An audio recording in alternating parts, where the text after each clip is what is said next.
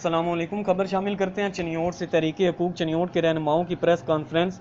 14 ماہ گزرنے کے باوجود حکومتی وعدے وفا نہ ہو سکے، وزیر اعلیٰ پنجاب چنیوٹ کے فنڈ ریلیز کر کے چنیوٹ کے شہریوں کا حق دیں۔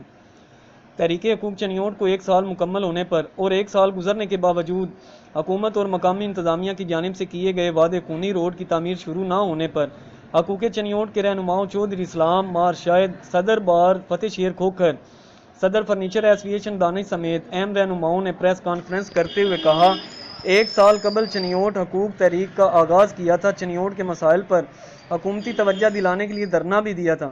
اس تحریک کے مقابلے میں حکومتی جماعت کے رہنماؤں اور سرکاری انتظامیہ نے جو وعدے کیے تھے ان کی آج سالانہ برسی منا رہے ہیں۔ پورے پنجاب میں ترقیاتی کام ہو رہے ہیں لیکن چنیوٹ کو مسلسل نظر انداز کیا جا رہا ہے۔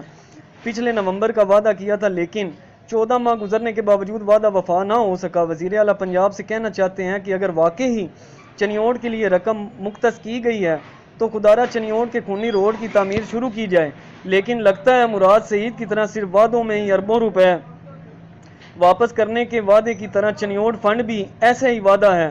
شہر سیوریج کے مسائل سے تنگ ہے، ہر آدمی ذہنی کوفت کا شکار ہے۔ سابقہ حکومت پر الزام لگانے کی بجائے کام کر کے دکھائیں۔ صحت کے مسائل حل ہو نہیں سکتے، الٹرا ساؤنڈ کی مشین بھی اسپتال میں دستیاب نہیں، دوائیں 300 مہنگی کر دی گئی ہیں، مڈل کلاس لوگ جینے سے تنگ ہیں، غریب عوام تو مرنے کے قریب ہے۔ درجہ چہارم کے ملازمین پر پابندی کا بہانہ کر کے شہر کی سیوریج اور صفائی کے ناقص انتظامات ہیں۔